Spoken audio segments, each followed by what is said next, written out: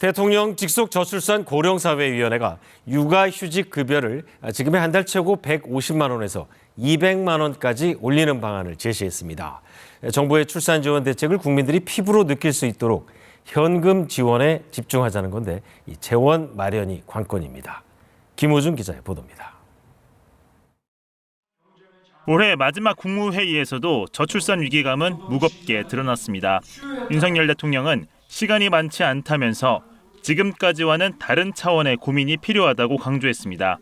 대통령 직속 저출산 고령사회위원회는 육아휴직급여 등 현금 지원 확대 카드를 검토하고 있습니다.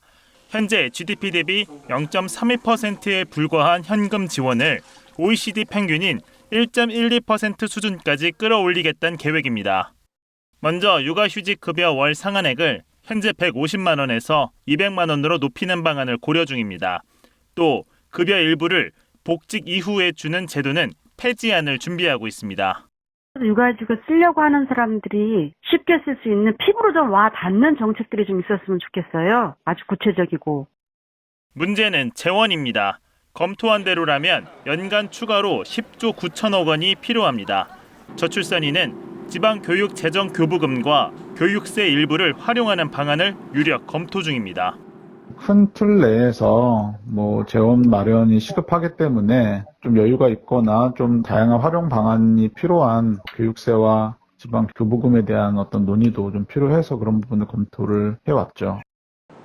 다만 교육부 등 관련 부처와의 협의와 법 개정까지 필요한 만큼 현실화까지는 적지 않은 진통이 예상됩니다.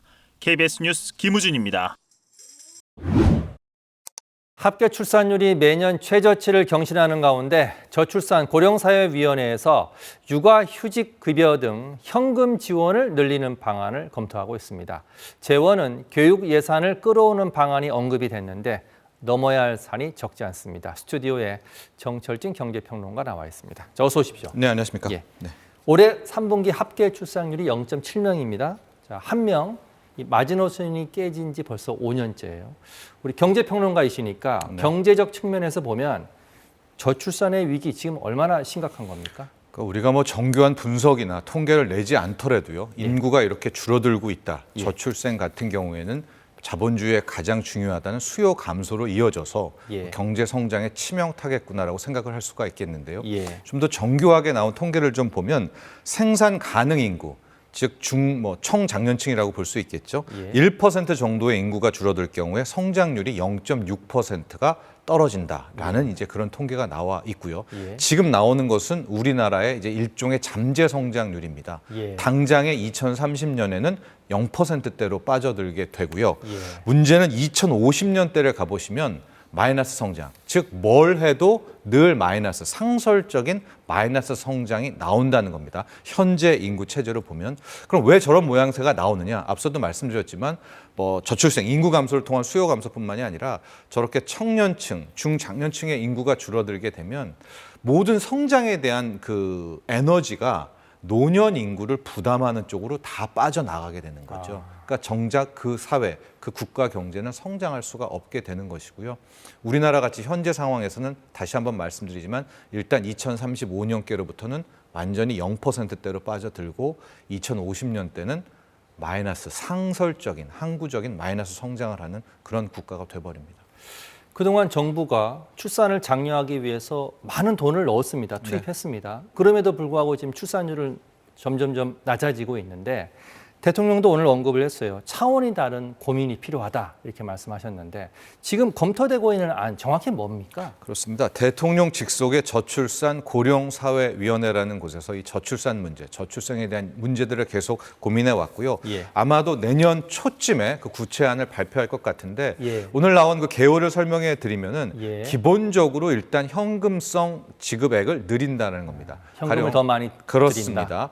오른쪽 먼저 볼까요? 아동수당 같은 경우에 현재 7세까지 지급이 되고 있죠. 그것을 파격적입니다. 17살까지 늘리겠다는 것이고요. 다자녀는 또 차등 지급합니다. 즉 첫째, 둘째, 셋째에서 셋째부터는 월 20만 원까지를 지급하는 것이고요. 그리고 왼쪽을 보면 육아휴직급여인데요. 상한을 200만 원까지 올리게 되고 두 번째로 나와 있는 사후 지급금 제도라는 것은 현재 바로 모든 육아휴직이 다 가지 않고 한 25% 정도는 복직한 후에 6개월 뒤에 나머지 사후 지급금이라고 해서 몰아주게 되는데 이제 그것도 폐지하겠다라는 것이 이번에 나온, 즉 육아휴직급여, 육아휴직의 대체율을 높이고 아동수당을 함께 주는, 병행하는 안이 나오게 된 건데, 문제는 저렇게 될 경우 추가적으로 지금 필요한 예산이 11조 원 정도가 11조 원, 됩니다. 연간. 총 예산이요. 예, 예. 예.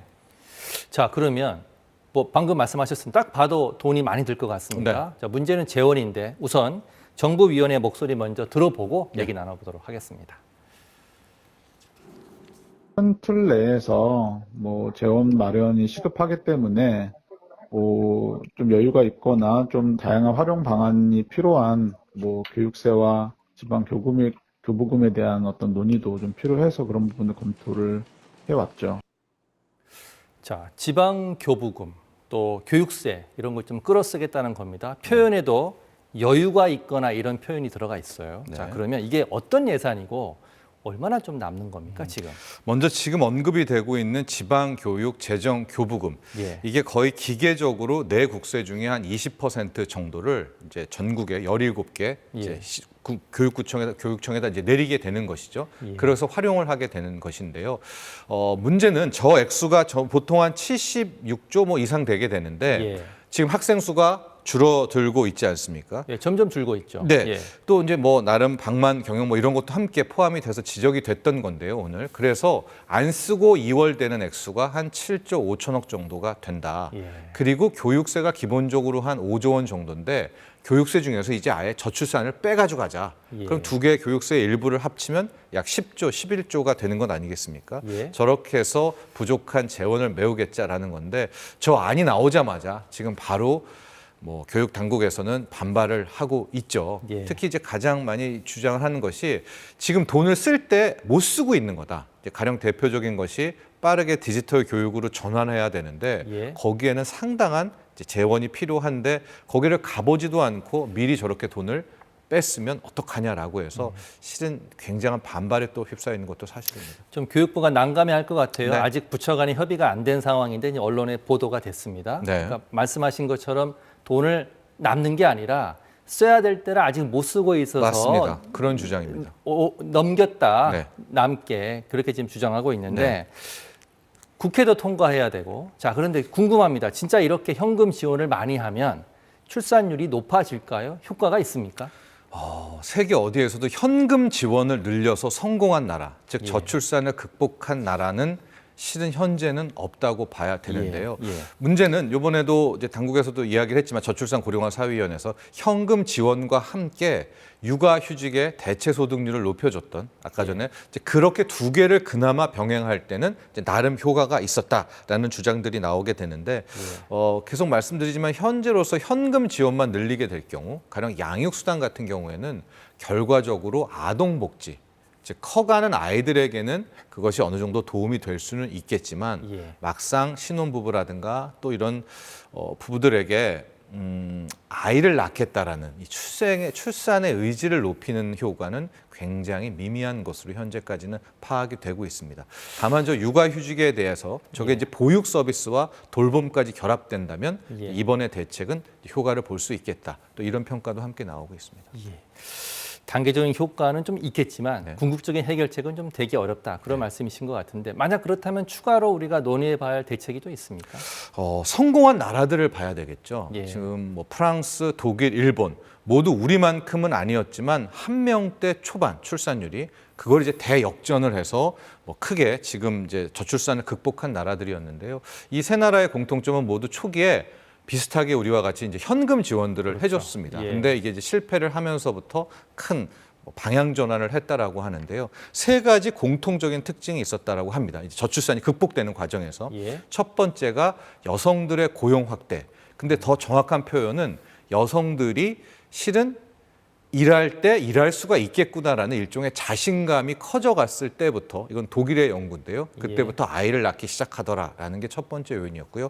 두 번째는 보육 서비스입니다. 앞서도 잠깐 언급됐지만 돌봄이라든가 아이를 키울 때 있어서 뭐 육아휴직의 소득 대체율이라든가 이럴 때 효과였었고요. 예. 세 번째는 청년 실업률이었었습니다. 결과적으로 청년 때부터 이게 일자리에 대한 어느 정도의 경제적 안정감이 있을 때 애를 낳기 시작한다라고 해서 프랑스, 또 독일, 일본 모두 이 세 가지들의 어느 정도 궤도에 올라와 있을 때 이 저출산의 문제가 극복됐다 하는 선행적 사례가 있었습니다. 예, 대책을 잘 세우고 추진해 나가면 좋겠습니다. 자, 지금까지 정철진 경제평론가였습니다. 고맙습니다. 감사합니다.